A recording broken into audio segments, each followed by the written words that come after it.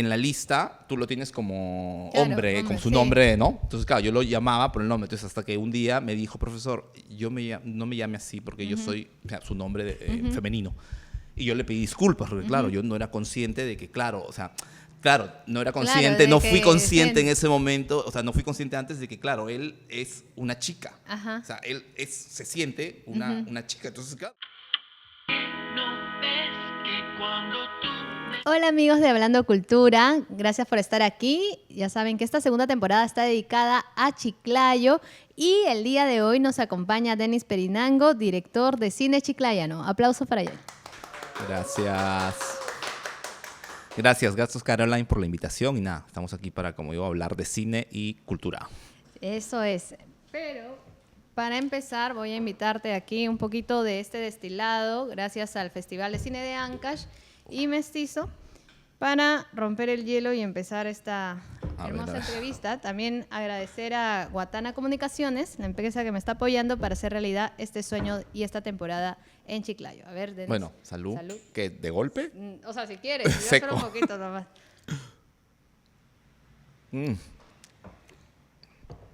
Uf, No, sí, está fuerte. está fuerte. Oh, está fuerte.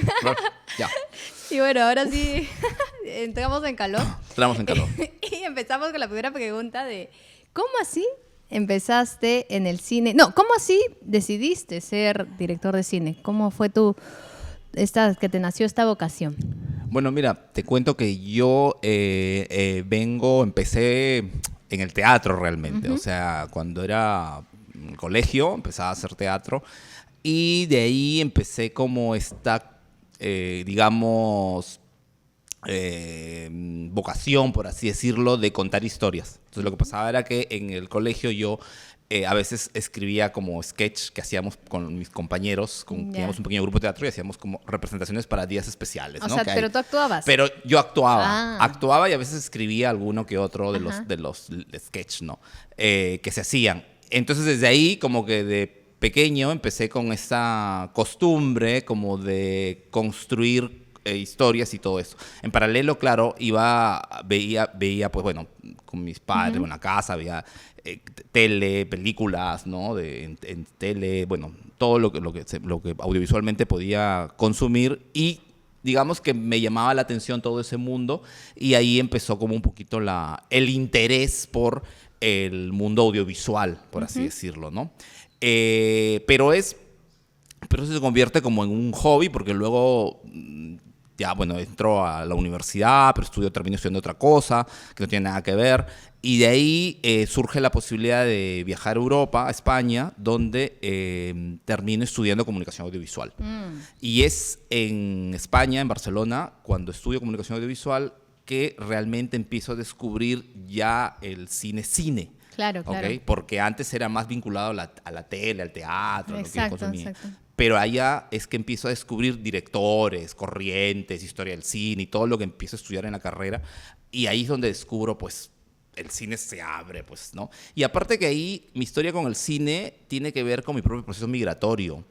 ¿Por qué? Porque empecé a consumir cine peruano, que no Estando había allá. visto estando allá. Es que es la Desde nostalgia, allá sí. empecé a conocer más mi propio país desde el cine, porque empecé a ver todas las películas, empecé a ver varias películas, porque empecé como a ver cosas, entonces dije, oye, ¿y esto? Y en Perú, y empecé como a investigar y me empecé a conectar con el Perú desde el cine. Y es mira. tanto que terminé haciendo en el año 2008, por ahí, una muestra de cine peruano en Barcelona, que se hizo durante 3 años.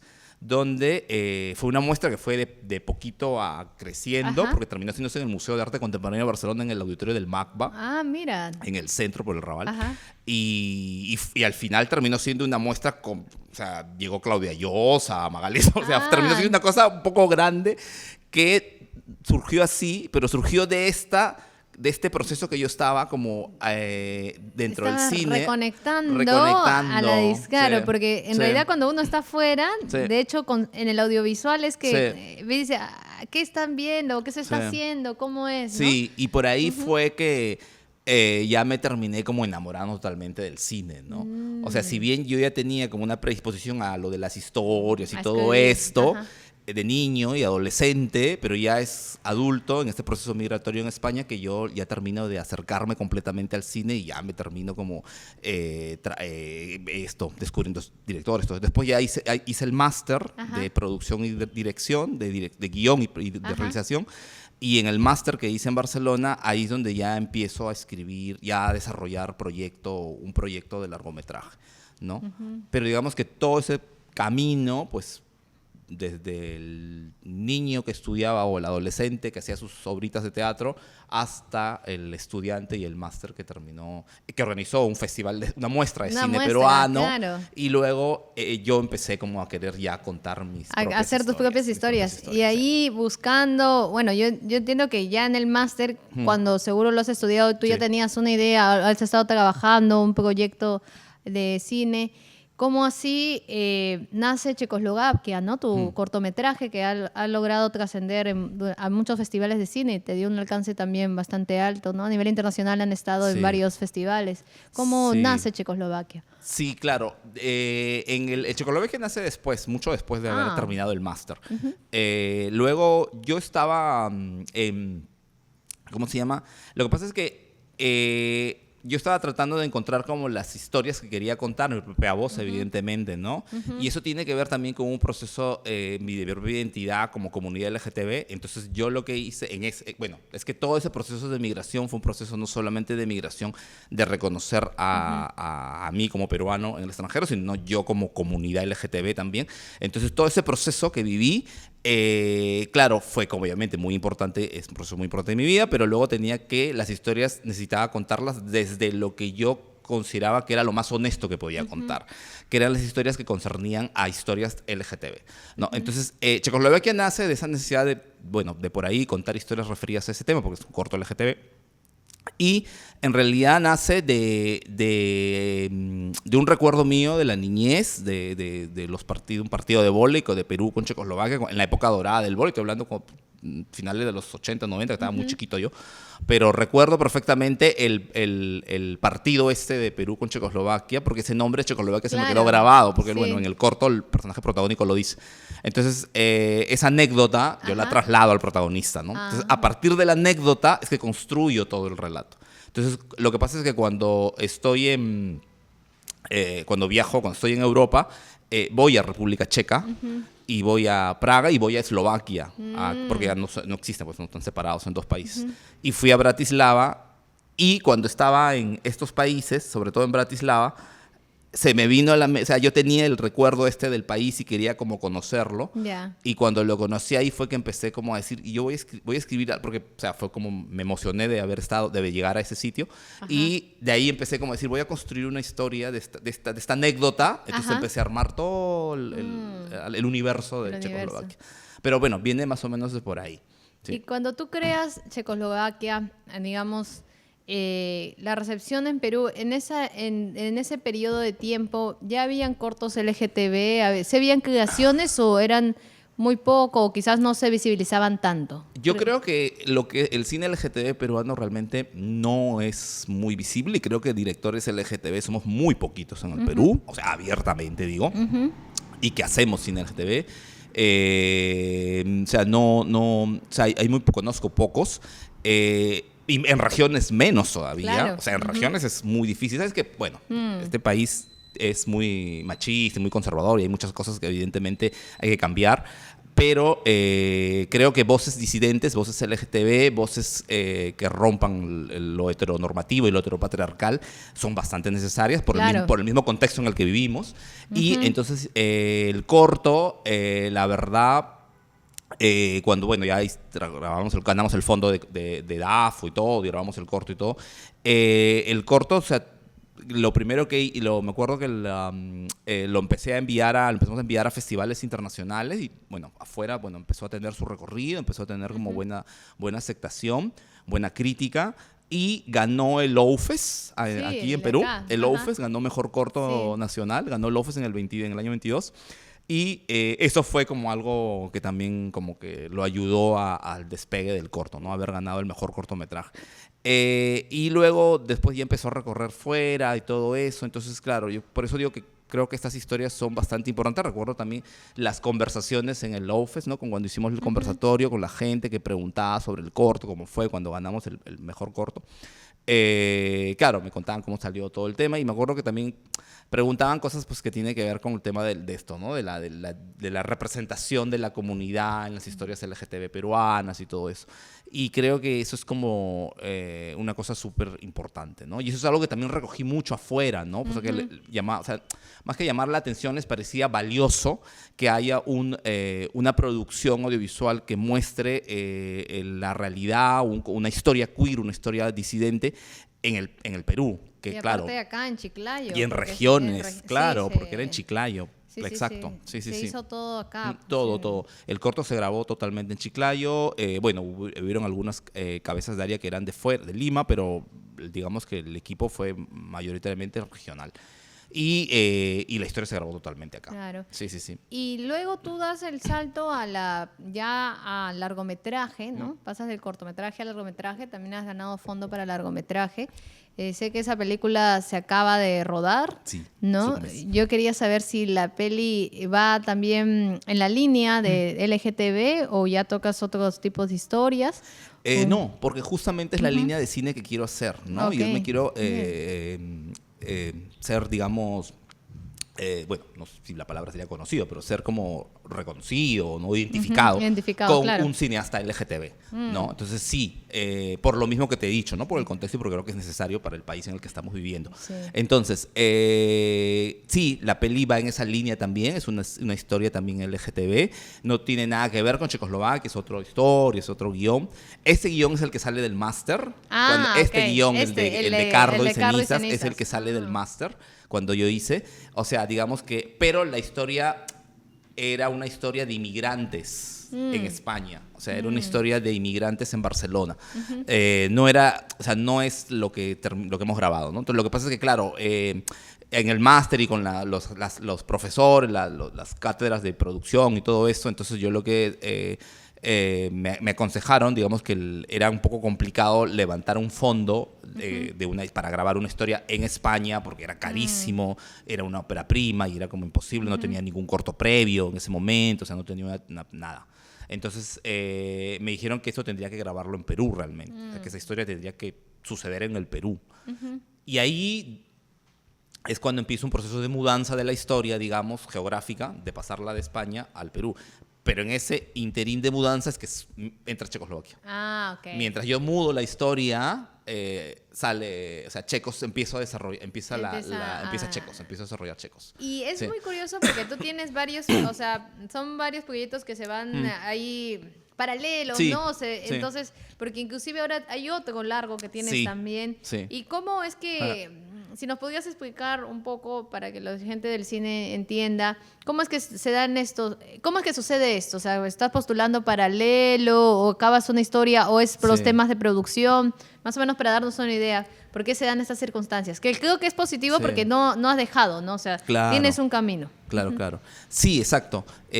O sea, lo que pasa es que de pronto las historias vienen un poco a mí, ¿no? Entonces yo lo que trato de construir son historias de sexualidades un poco que yo le llamo como sexualidades de periferia o disidente, porque Checoslovaquia es el corto de un mototaxista, ¿no? Que tiene que como que asumir su sexualidad y darse cuenta. Cardo es la historia de un chico que es cocinero, bueno, que es como aspirante de cocina, que también vive con una madre muy conservadora y también tiene que como enterarse que el papá había tenido una pareja hombre y también explorar su sexualidad. Y la otra que es Avenida Perú, que es el otro proyecto, es de un cobrador de combi, de un chofer de combi, que también tiene una sexualidad disidente. Entonces también pero esa es una peli como más no digamos como más sórdida, porque no es sórdida, pero es como un cobrador de combi que busca espacios de cruising, espacios donde buscar parejas sexuales, ¿no? Para dar rienda suelta a esto que tiene como reprimido. Entonces digamos que esas cosas son es lo que sucede en las historias, ¿no? Pero las historias como van son historias diferentes, evidentemente, pero son historias que surgen de estas experiencias propias, de estos acercamientos a estos universos y de todo lo que puede significar, ¿no? Todo esto. Pero creo que es importante eso y creo que por eso me parece valioso, porque lo que busco es como mostrar historias de cómo hay ciertas disidencias o ciertas clases o ciertas personas en el Perú, ¿no? Que viven su sexualidad, obviamente con represión y con todo lo que significa vivir en una sociedad machista y visibilizar estas pequeñas historias, ¿no? Estas historias que abordan esas temáticas, ¿no? Claro, y así nomás nadie las toca, entonces es bueno decirlas y bueno, que se hagan realidad, ¿no? Entonces, en este proceso, bueno, tú ya vienes de rodar una peli que se acaba de terminar. La otra está en desarrollo, ¿no? ¿Entiendo? Sí, está en desarrollo, sí. ¿Cómo has visto el crecimiento de Chiclayo a nivel de producciones? ¿Cuál es tu opinión, no? Porque ahora bueno, desde mi perspectiva, cuando yo veía que había muchos ganadores de Chiclayo, veía muchos fondos y yo decía, uy, o sea, Lambayeque, ¿no? Está ganando varios premios, ¿no? Va a haber bastante producción. ¿Cómo tú lo has percibido? O sea, en tu rol de dirección, ¿no? ¿Cómo sientes que se ha dinamizado acá la economía a raíz de la producción, ¿no? Cinematográfica? Yo creo que eso ha sido muy valioso y ha sido como algo que ha despegado un poco el cine lambayecano, ¿no? Porque es verdad que en los últimos años, prácticamente cada año, creo, si no me equivoco, que desde el 2017, me parece, 2018, cada año ha ganado un fondo Lambayeque. Entonces, no sé si, bueno, eso ha sido algo como bastante importante porque ha permitido que el cine lambayecano crezca, evidentemente, porque hay más historias que contar, hay más formas de contar historias, hay más directores, ¿no? Y eso fomenta, evidentemente, una profesionalización de la industria, ayuda a crear un poquito de industria. Nosotros no tenemos industria, el Perú no tiene una industria cinematográfica, ¿no? Comparado con otros países de la región, ¿no? Entonces, claro, ayuda un poquito a formar industria, a especializar gente, a tener mano de obra cualificada, ¿no? En los cargos de cabezas de área, ¿no? Entender gente que entienda todo el tema de la producción cinematográfica y todo esto.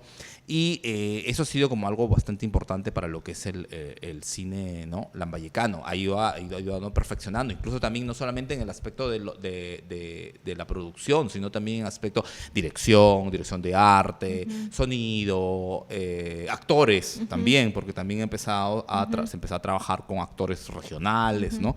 Para dar salida a actores regionales que generalmente pues no tienen muchas posibilidades tampoco, ¿no? En el tema o sea, es un tema difícil. Entonces, claro, todo eso ha ayudado a perfeccionar y a hacer como más, o sea, que se pueda empezar a crear una pequeña, y ha sido súper positivo, ¿no? Y eso creo que es algo muy, muy importante. Ahora, yo también soy docente universitario, entonces también me permite a mí inculcar y mantener el compromiso para que sigan habiendo más generaciones después de nosotros, ¿no? De todos los directores que hemos ganado fondos en estos últimos años, que sigan habiendo más proyectos, que sigan gestando más proyectos con los chicos, ¿no? Que son para que se trate de mantener pues este crecimiento. Para que haya una continuidad. Sí, total, porque uno que ya está como avanzando como docente o también ya que ya hizo pelis, entonces apoyar a las nuevas generaciones, ¿no? Para que también continúen.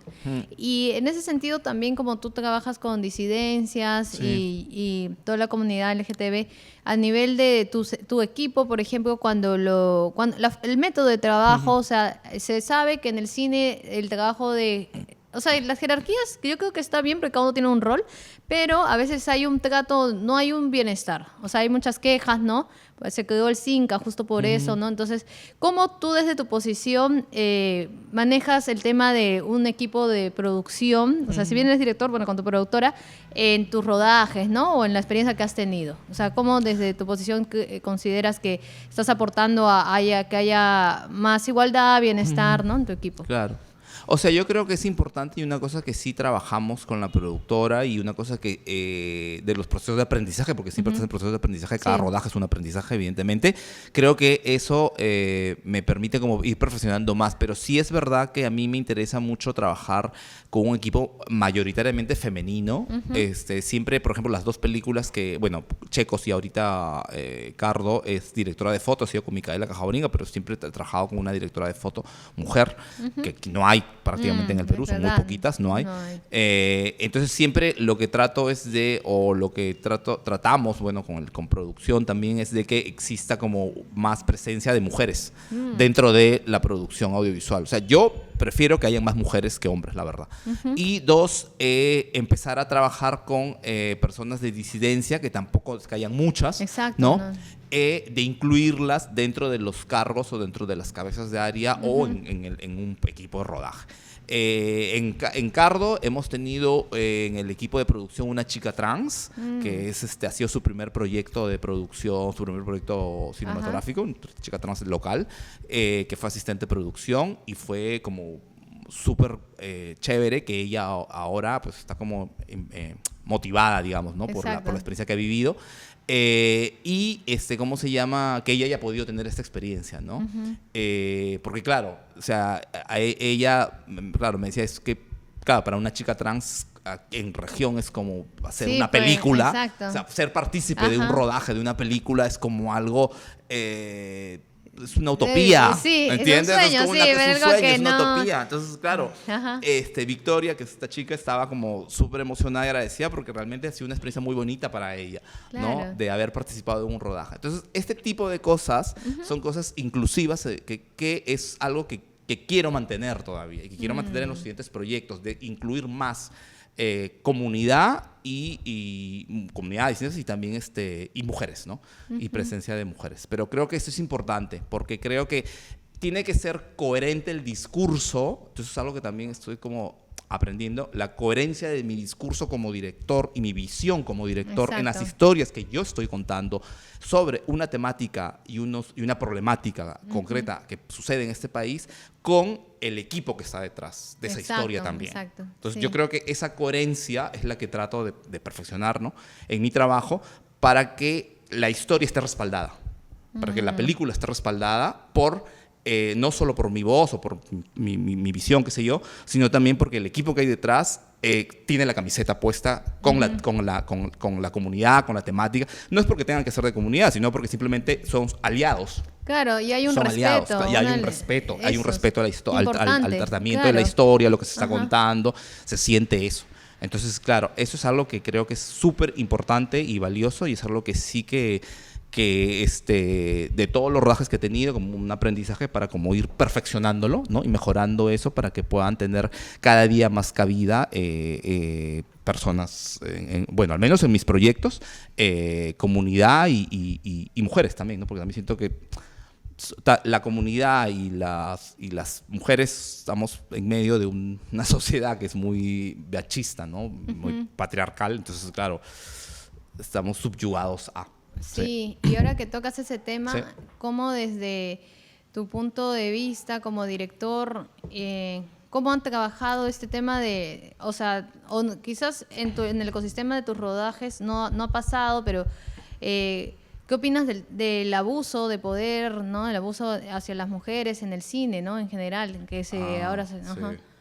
O sea, la verdad es que nosotros tenemos como sociedad el abuso muy implantado, ¿no? O sea, las relaciones de abuso, relaciones de abuso de poder, está muy implantado. Entonces, lo vemos día a día en las autoridades, en nuestras autoridades, en la política, en las relaciones del trabajo, no todo.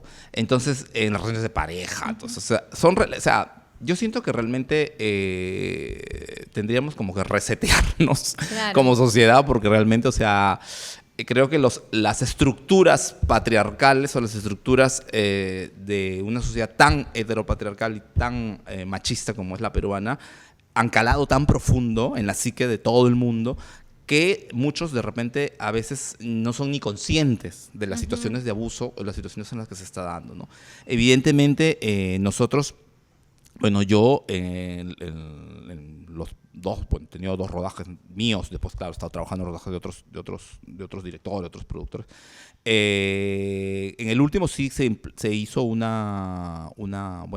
¿cómo se llama? Un correo para cualquier tipo de denuncias y todo eso. Se implantó tenía un que correo. ser un protocolo, Sí, se hizo un claro, protocolo, para se hizo ver un correo, una se hizo vía una por charla, donde se la hizo un charla. correo, se creó un correo para que cualquier persona que tuviera alguna situación se sintiera alguna incomodidad o algo, pudiera expresarla, ¿no? Y también, si también alguna persona pues se sentía como de repente en una situación, tenía libertad también para como decir, oye, mira, ¿sabes qué? Tengo esto, lo puedo denunciar, lo puedo decir, o también si no quiero continuar, tampoco puedes estar en un sitio donde no te sientes cómodo, ¿no? Entonces, claro, eso sí, creo que esas cosas, esos protocolos que DAFO también hace unos años estaba Ahora implantando, está pidiendo obligatorio. Sí, claro, las charlas, los protocolos. Sí. Entonces creo que eso es súper importante que se siga dando porque son protocolos para crear espacios seguros.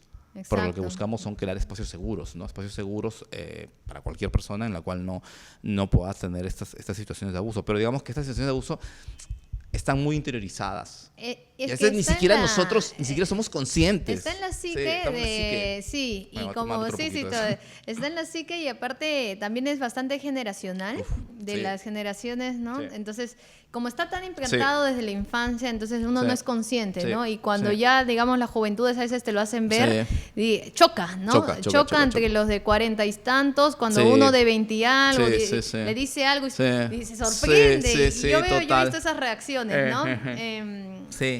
Sí, eso es interesante. Y eso también es una cosa que lo trae a cuenta ahora que yo, como te digo, soy docente, veo a mis alumnitos, 20añeros, 18, 19, 20añeros, que ahora están como más militantes, por ejemplo, con la causa, lo LGTB, ¿no? Me acuerdo que el año pasado, tenía una alumna que es una chique, bueno, que es un chico, bueno, claro, pero yo en la lista, tú lo tienes como hombre, con su nombre, ¿no? Entonces, claro, yo lo llamaba por el nombre, entonces hasta que un día me dijo, profesor, no me llame así porque yo soy, o sea, su nombre femenino.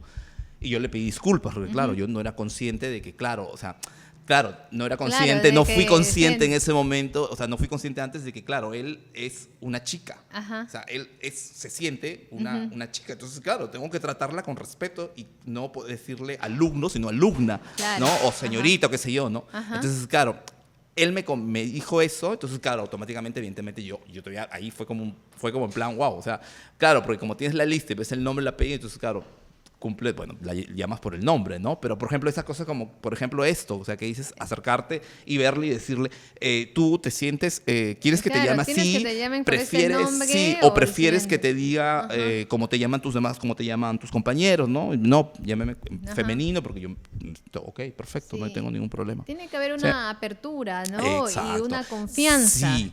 Pero en mi caso, bueno, yo normal, pero claro, yo imagino que esta alumna me dijo que con otros profesores era imposible. Claro, que Porque quizás no la iban a llamar como chica, sino la iban a llamar con su nombre, su nombre de cómo estaba. Exacto. Yo también soy docente y allá en las políticas actuales nos piden eso, que cuando llamemos la lista preguntemos primero, segundo nombre u otro, ¿no? Y ya obligatorio, ¿no? Y también se está viendo enfoque de género y muchas otras cosas más para ver cómo se hace igualdad también, ¿no? En el sílabo, etc. Y bueno, y más allá de eso también uno como docente te das cuenta cómo piensan las nuevas generaciones, ¿no? Total. Y eso todo tiene como que un lado, todo depende de cómo lo ves, un lado positivo, un lado negativo, o sea, algunos dicen, no, lo Z esto, pero en el caso de la igualdad, de respeto, yo siento que si es una generación que está más aunada, más empoderada, siento que hay como que esas ganas de cambiarlo.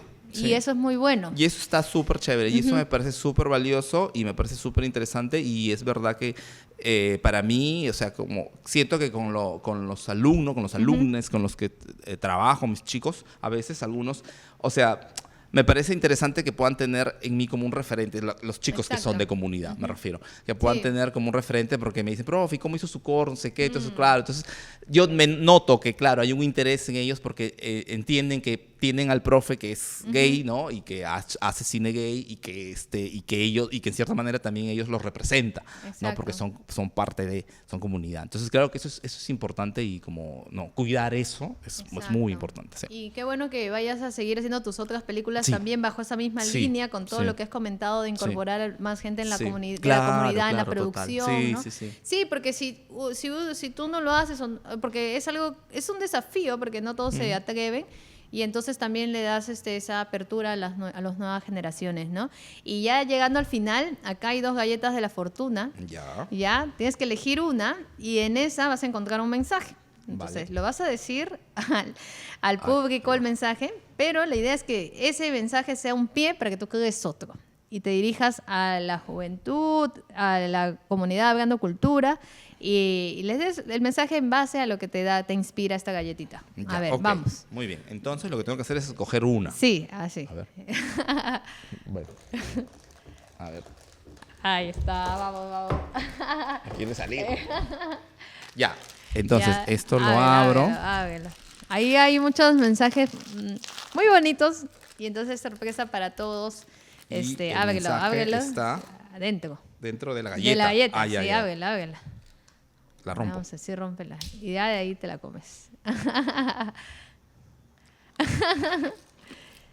A ver qué nos dirá este mensaje que te ha tocado a ti el día de Dice, hoy. para progresar, primero hay que dudar. Wow. Dudar, wow. Curioso que me toque eso porque la duda siempre ha sido una cosa como muy pendiente en mi vida. Y me tiene que dudar. Dudar. Bueno, a ver, ¿qué te digo? He dudado mucho tiempo en mi vida. Pero dejé de dudar y progresé. Bueno, Claro. podría Ahí está, decirlo. ahora esta Bueno, cámara para dirigirte tu mensaje. para progresar, primero hay que dudar. Es verdad, creo que siempre para avanzar en la vida, entiéndase lo que es, bueno, lo que se entiende por progresar, ¿no? Lograr conseguir tus sueños, alcanzar tus objetivos. Evidentemente tienes que tomar decisiones y toda decisión conlleva una incertidumbre. Y evidentemente conlleva dudas e incertidumbres. Pero yo creo que hay que ser perseverante y hay que ser como fiel a uno mismo, fiel a lo que uno quiere, a lo que uno soñó, a tu esencia, a lo que tú eres, a lo que tú quieres ser y quieres pasar por esta vida y siendo lo que eres y siendo tú mismo. Y esa honestidad, esa sinceridad va a alejar toda incertidumbre para poder llegar a una certeza. Y esa certeza es tu progreso, tu triunfo, o como lo quieras llamar, ¿no?